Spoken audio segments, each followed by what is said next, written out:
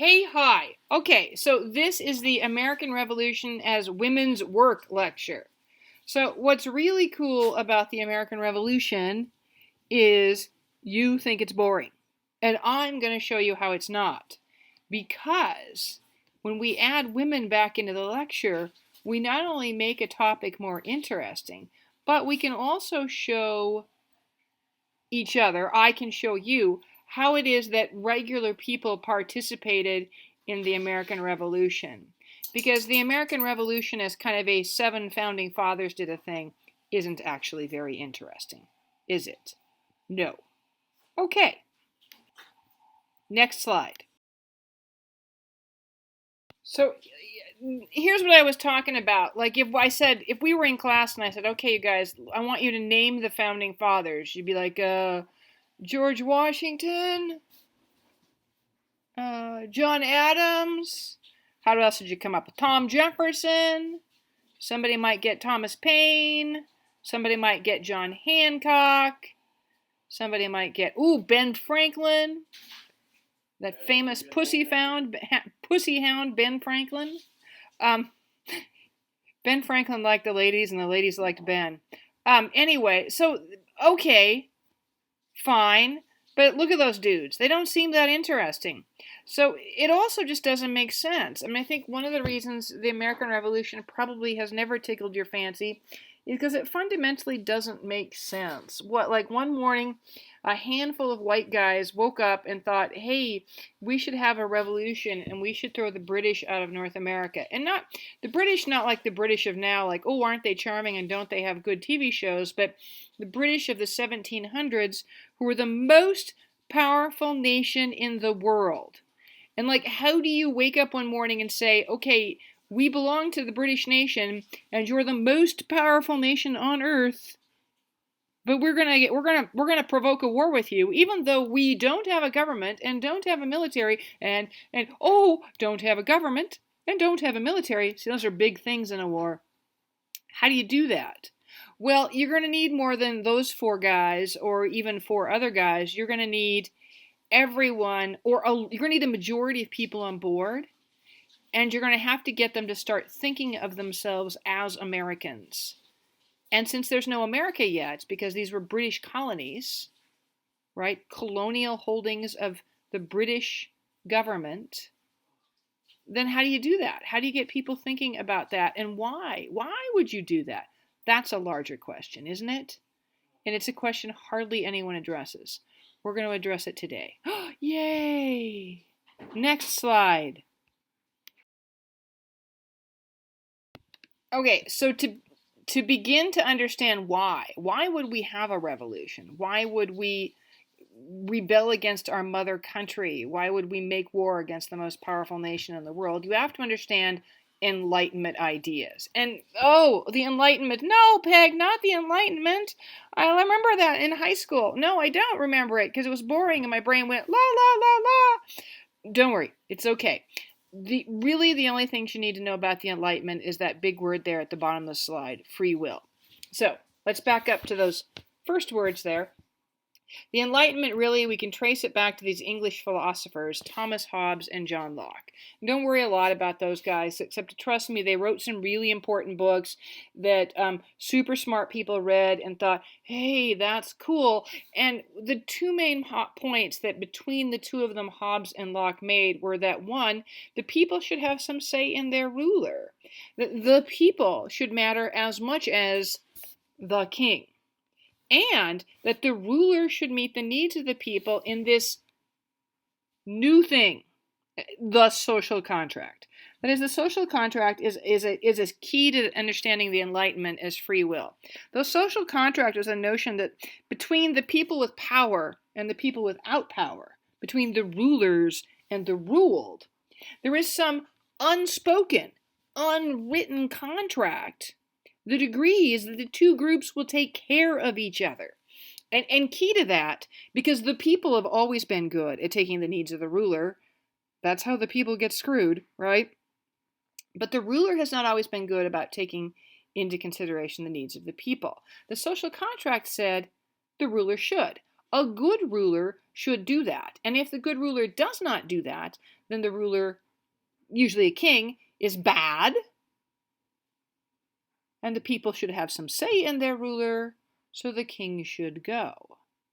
And we can't think either of those things if we don't begin to think about people as very different. We think about free will. Free will? What's free will, Peg? Well, let's take a look at the next slide, shall we? Okay. Free will is like anti-predestination. Remember last week when we were talking about the witches and we talked about predestination, this notion that you were predestined for either God's team or Satan's team? Free will says, oh, that's nonsense. God and Satan don't choose you. You choose God and Satan. See there, the second line? You choose God and Satan. That is, you're the one who decides whether you're going to go through life and be mostly good and end up in the happy place full of clouds and harps and kittens, or you're going to be naughty and you're not going to do your homework and you're going to send Peg a bunch of emails that say, I don't understand, so that you have an excuse not to do your homework, and then you're going to be naughty, and you're going to go to the dark place where there will never be any delicious snacks, and there will always be icky homework. Oh. That you have, I know, but that you have a choice on that. You decide that. So that is the way you understand the world, and it feels to you like the only way to understand the world. But trust me when I say, for most of modern European society, they understood the world as the regular people not having much choice in that. That you did what your bosses, God, the king, the duke who owned the land that your farm was on, you did what those people said, and that you weren't the boss of yourself, and that you didn't decide things for yourself. You did as you were told. And predestination is the ultimate version of that. That's that Puritan notion that you don't even get to pick your eternal destination. So the Enlightenment and free will say, yeah, no. Instead, people will choose. They will be the boss of themselves. So what that leads to is the fourth thing you see, more individuality. That is, if I am the boss of me, if you are the boss of you, then you get to decide things for yourself. Will I wear green pants today, or will I stay in my jammies? Will I be a nurse, or an engineer, or a professor, or a performance dance artist? I don't know. You're going to decide. Individuality. You get to be you. You get to make decisions about who you are. You love that, don't you? But again, that's a very modern way of thinking about yourself. Modern from, say, the 1700s, which doesn't seem that modern to you, but trust me, in the whole human expanse of living, of humans being on the earth, the last 300 years is just an eye blink. So, more you, less because you're monarch or God or the Duke said so. Okay? Cool. All right. I'm sorry, I keep saying all right at the beginning of each slide, but I pause them and stop and take a drink of my beer, and then I go on. And then I restart by saying all right. Sorry. I'll get better. Anyway, here the slide, what we're interested in is how do the ideas get from the fancy pants people who had the money to go to college and learn these fancy ideas, or had the money to buy the fancy books by Hobbes and Locke. How do those ideas go from that, sort of the fancy people, the rich people, the powerful people, the educated people, down to the regular people? And in the 1700s, the vast majority of people wouldn't have had a lot of education beyond reading and writing and basic math.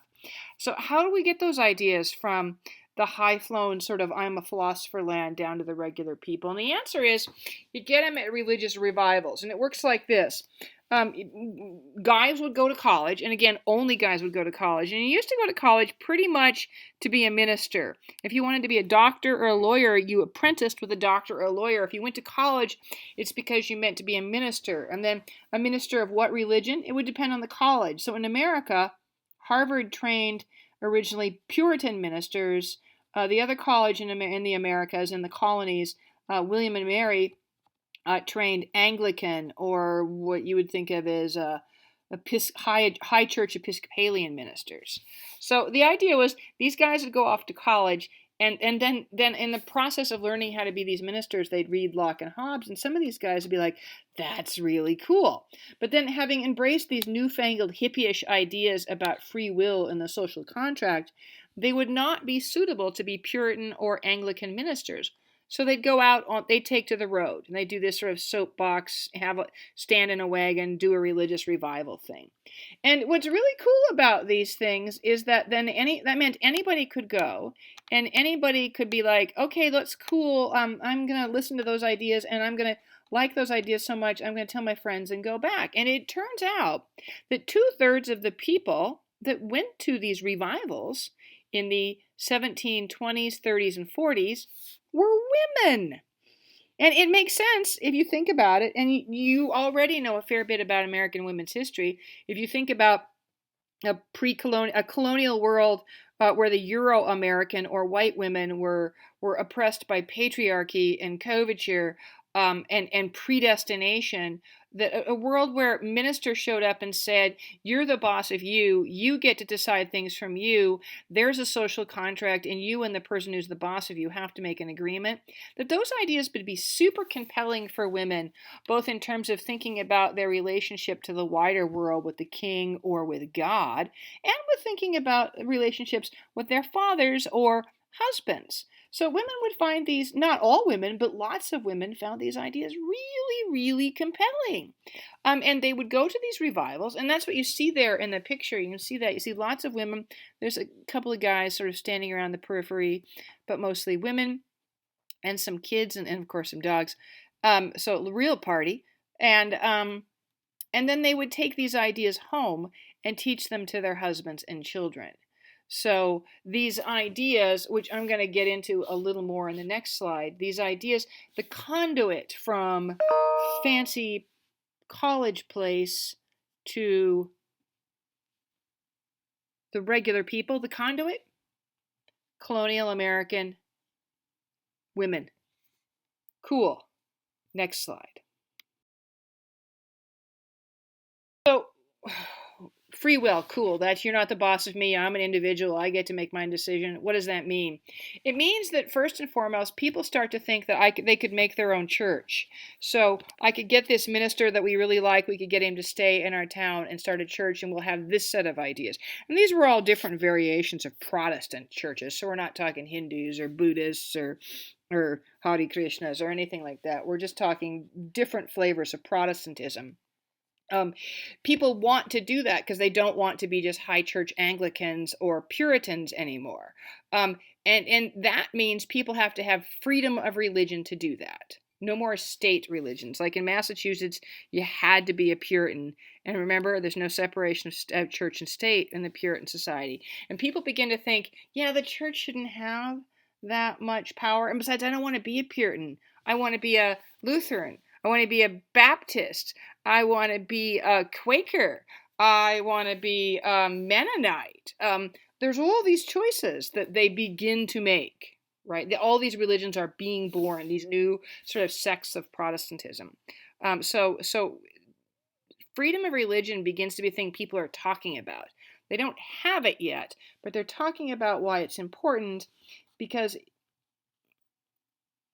if you have freedom of religion, you have freedom to believe in your religion instead of the religion somebody in authority told you to.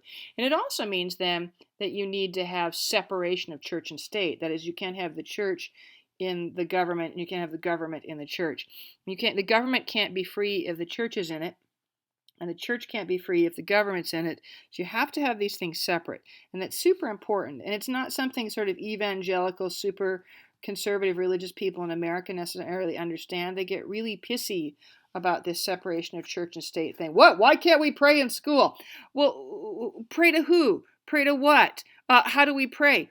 Who decides? Well, no, I believe in a goddess, so you can't make me pray to the old white guy in the sky. Well, if we have prayer in school, you are now forcing me, right? See that? And now you've lost freedom of religion. And that's why it's important to keep those things separate. And they're inventing this stuff back in the 20s, 30s, and 40s with these revivals. Because of free will and because of the sort of the notion that you're not the boss of me, king, duke, husband, God, people become really skeptical of authority. They begin to think that this is a very American way to think, and I'm not saying only Americans think this way, but certainly Americans do think this way, that authority can be dangerous and that people who are the boss of you need to still listen to you and take your needs into consideration, social contract, and that if they don't, those people in authority should be deposed. So authority is dangerous. It should listen to the people, and you should be able to get rid of authority if it's being naughty, douchey, assholery, all the funny words I could say, right? So people want to replace people with unreasonable power. CD, unreasonable power authority. My king wants me to pay taxes on stuff I don't get to use. That's unreasonable. I don't want to. Bite me, king. My husband wants me to stay home when I want to go out and have coffee with the girls. My husband is unreasonable. I want a divorce. We're beginning to get to that place, okay? It also means increasingly in the colonies, people think they want home rule. That is, the problem with being a colony is your king is way over in England, across the Atlantic Ocean, which took months and months to cross by boat. That's far, far away. And how is a king who lives across the way, far, far away, going to know what you need? How is he going to meet his part of the social contract if he's way over there? What we need, people say, is we need a ruler who's right here, who knows what we want, who knows what we need, who can meet the social contract in a way that's useful for us. Home rule, to be ruled by somebody moderately local. So in this F, if you look at F, I'm going to say I borrowed this from John Adams. John Adams said, "Was the revolution the war? Nay, it was not the war." I'm kind of making fun of John Adams there, but he did say nay. Nay, it was not the war. The revolution happened in the hearts and minds of people in the years before the war. And then the war just becomes a working out. So you got the war from 1775 to 1783, and it becomes a... Mamie! Sorry, my dog's going nuts. The war becomes a working out of the real revolution, which happens really in people's brains before the war, right? So you get no revolutionary ideas, you get no revolution or no revolutionary war. Is that cool? Yeah, okay. Next slide.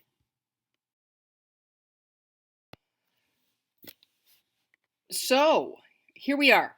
Then we have all these ideas, we have this revolution, and really we've already done this one. If we talk about sort of the ways in which women participate in the war, and we're about to do that, what we have already said, and I slipped it right by you kind of, was that these ideas, these revolutionary ideas that John Adams said we had to have, that Patrick Henry said we had to have, that all the founding fathers said we had to have, these ideas about separation of church and state, freedom of religion, home rule, the social contract, taking the ruler taking care of the people, the ruler being replaceable, all those revolutionary ideas, how do they get down to the people? Through women who went to the revivals. That is, the most important thing, the first most important thing we need to know is that it is women who spread revolutionary ideology. Okay? And that gets us to the war. So, next slide, we'll look at women in the war. All right, excellent. In the war. Oh, there's the dates for the war. And this is a good way for me to tell you that I will never expect you to regurgitate a date. Okay? So I'm giving you the dates of the war so that you know that I know. Notice there, people often think the war started in 1776, but that was just the Declaration of Independence. When we started the war, it wasn't you and me, but when the revolutionary generation started the war, they meant just to get the king to treat them better.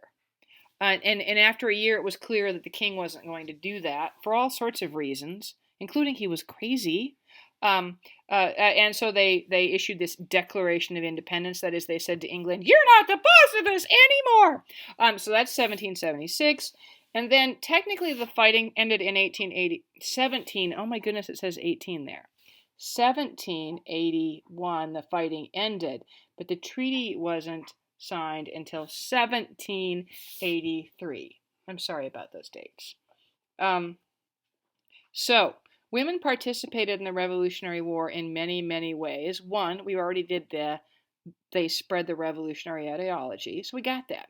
Two, women also worked on the farms and businesses so that men could go off to war. I mean, the really tough thing about a revolution is if you're engaged in a revolution against the standing government, you're also engaged in a revolution against the standing army. And that means you can't use their government, you can't use their army. If, for example, California were to declare independence from the United States of America, and I'm not saying we should, I'm just saying as an example. If we were to do that, we wouldn't be able to use the U.S. military or the U.S. government. We'd have to make up new ones.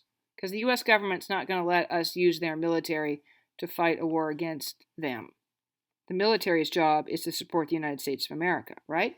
So this is the same thing with the Revolutionary era. They have to start a new government, so they start the Continental Congress, and they need to start up their own new army, and they call it the Continental Army. But in the beginning, there's no money. So men have to just go off and volunteer and hope that eventually they'll be paid, but mostly fight just because they think it's the right thing. Think about that for just a second. That's crazy, right?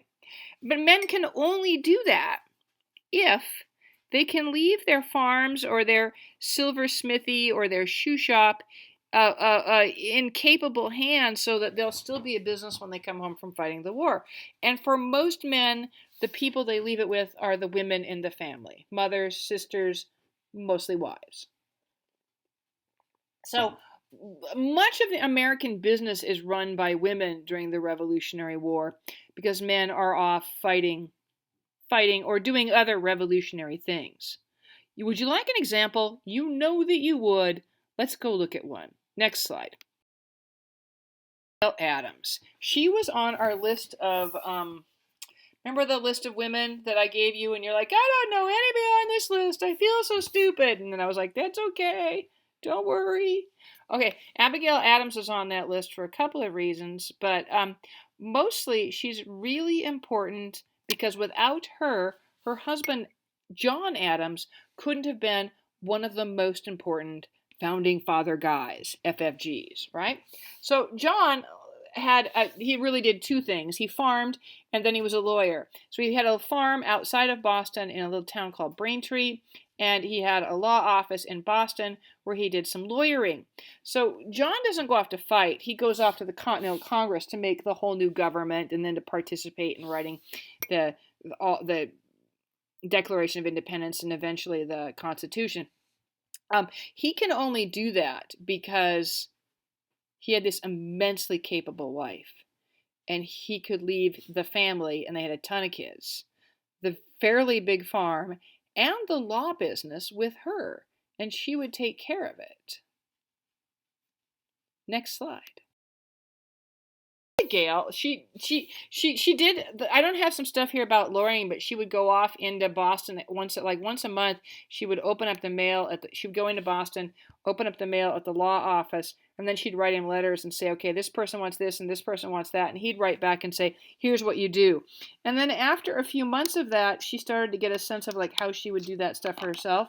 So once a month, she'd go into Boston for a few days and she'd play lawyer, only she wasn't playing because she was doing it. The other thing she did is she did all this farm stuff. She traded livestock, hired farm help, bought and sold land, they built new barns, new outbuildings, they added onto the house, they supervised the planting and harvesting of all the things that they grew.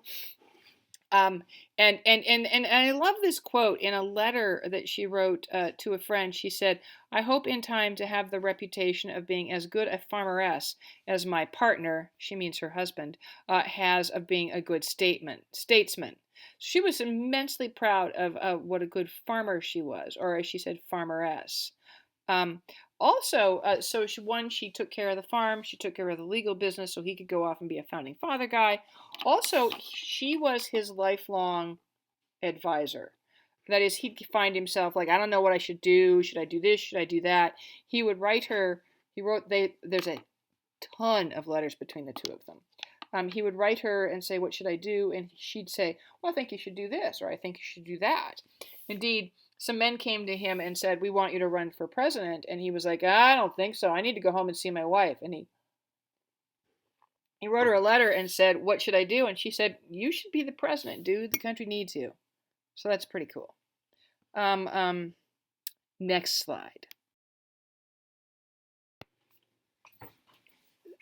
So the really famous thing to Abigail Adams is this Remember the Ladies letter that she wrote to her husband. And indeed, when we did that list about famous women in class the last time we really met, when we did the list, I think what I had you guys write down was something like the first written expression of American women's rights, and that was just a direct reference to this letter she wrote to her husband, who's off in 1776 trying to form a new government. They're writing up this thing called the Articles of Confederation, which is the founding document which preceded the Constitution.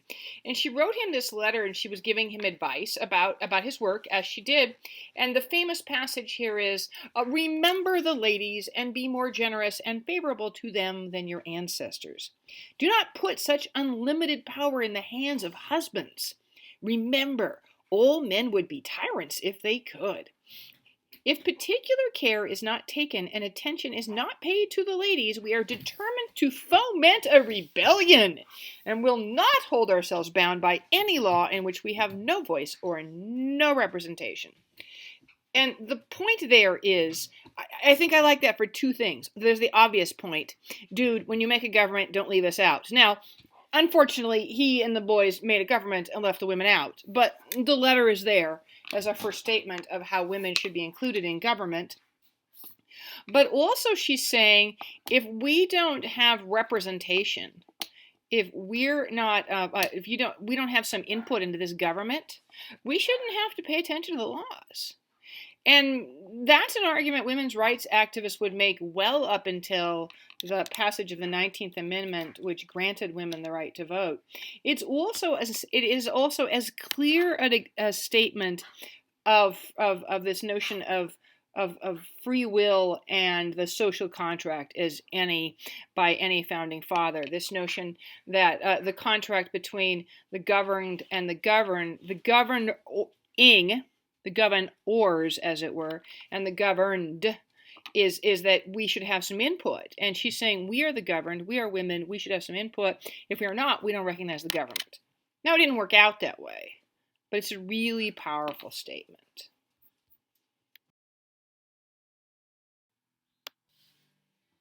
Right. So far we have women helped spread the ideas of the revolution, and women worked at home in various ways so that men could go off and be the revolution. Here we have women who were in the Revolutionary War.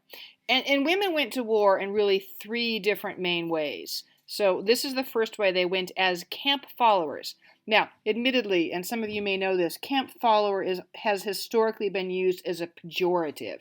And the pejorative is just a fancy word that means a mean name, a nasty thing. So a camp follower was kind of a euphemism for whore, prostitute, lady of low repute. But really, and so indeed, and I don't want to say that there were no prostitutes who were camp followers, because of course, that would have been a really good way to make a living. Not a good way, but a way, is to follow an army made up of men and do sex work, because, there's money to be made there. But a lot of women went to war. If you were Abigail Adams and your husband owned his own farm, because Abigail didn't own anything because she was a woman, then you'd need somebody to stay and keep that farm going so you wouldn't lose the farm to the bank or to whoever. But if your husband was a laborer and didn't own anything, then when he went off to war, you'd go off to war with him. And so that's what you see in this picture. You see women and children all would follow the army. And this was super handy. Armies liked it because armies at the time and during the Revolutionary War were made up just of fighting men. So they wouldn't have kitchens or doctors or nurses or any of that stuff. So these camp followers would do all that work. You'd have camp women, and I don't think anyone like I'm a cook and I'm a laundress, but rather women who did all of those things all at once in the same way that moms do all of those things at once, and maybe on occasion some dads. So women would follow the army as cooks, laundresses, nurses, and what it doesn't say there, and it probably should, is and sex workers. That happens. Indeed, this is a fun story. During the Civil War, a general named General Hooker thought it was so handy to have these ladies follow his army that he encouraged them to do so. And he had doctors who took care of these ladies. And indeed, so many sex working ladies followed the general's army and they began to be called hookers women, and then just hookers. So that's where hookers comes from a Civil War general named Hooker, who thought having prostitutes follow his army was good for morale, because a man who'd recently been, would go off to fight better. Yeah, there you go. Interesting, huh? Yeah, okay. Next slide. Martha Custis Washington is one of our best examples of a woman who, a camp follower, as it were, though she's an immensely sort of powerful and rich woman and the husband of the supreme general of the Continental Army, but nonetheless our most famous camp follower. What's really interesting about her is literally George Washington could not have been George Washington. As it says there down about the middle of the slide, George Washington was only a famous general guy because he controlled her fortune after marriage. She was, as it says there at number 1, a rich widow. Mr. Custis had a ton of money and a plantation and a bunch of slaves, which I'm not saying is good, because it's not, but it suggests immense wealth. And then he died, and because they had no children, she inherited all of their goods. And so there she is, rich widow, and then this handsome major in the British Army sees her, and he's like, hey, baby, and she's like, ooh, aren't you handsome? And they marry, and they both get something. She gets this like a boy toy husband. He's younger and he's very good looking, and he gets this rich widow, and of course by marrying her, her fortune becomes his fortune. So then he can do something that British Army officers had to do if they wanted to move up the ladder in the officer corps.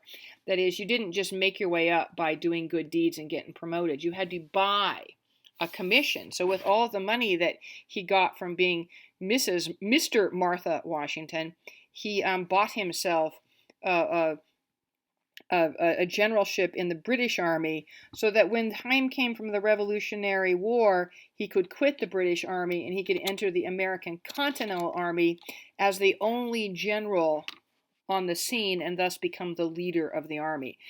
And handy for us, because it turns out he was a really talented guy and really good at military stuff. He took a small, poorly trained, poorly organized army and managed to be the scariest army in the world. So, hey, that's pretty cool. So anyway, when her husband was in camp, that is, particularly in winters, armies would go into camp and just sit there and not fight. They were in camp. She would go with her husband in camp and stay in his tent. And we're not talking a little like camping tent, but a big tent that you could walk into and had a door and stuff. Anyway, and she would bring all these clothes and shoes and food that she had collected when they were fighting battles, and she was back at the plantation and being rich and the wife of the general. And she would bring this stuff to camp and she would distribute it to the poor soldiers. And then when people got sick, she would nurse them. And I like this quote here. One soldier wrote to his mother, "I never in my life knew a woman so busy from early morning until late at night as Lady Washington, providing for the comforts of sick soldiers." And I like that because it suggests that Martha Washington wasn't just a fancy rich lady swanning about camp being a fancy rich lady, but rather a woman who showed up and worked really hard to help the soldiers that were soldiering underneath her husband's command. I think that's really cool. I also like that he calls her Lady Washington. That is, this man, though in the Revolutionary Army and an American colonial, still part of the old British system where the people who were in charge of you are lords and ladies. And so while General Washington and Martha Washington were not lords or ladies, technically, the soldier understood that usually generals were lords and that their wives were ladies, and so refers to his Mrs. Washington as Lady Washington. And I think it speaks to the fact that the old ideas about deference and elite classes of lords and ladies and dukes and counts and stuff, that stuff's not gone yet. You don't just wake up one morning and say, we don't believe in that, and quit. It takes a while to move on from that. And so what we see here in this statement is kind of a middle place. This is a guy fighting for the revolution, but still calling his general's wife Lady Washington. So, cool. Next slide. So ends part 1 of the lecture. If you're listening to these lectures and looking at them from my webpage, now you need to go to part 2 and carry on just as if it was all one document. Okay? So, see you there. Bye-bye.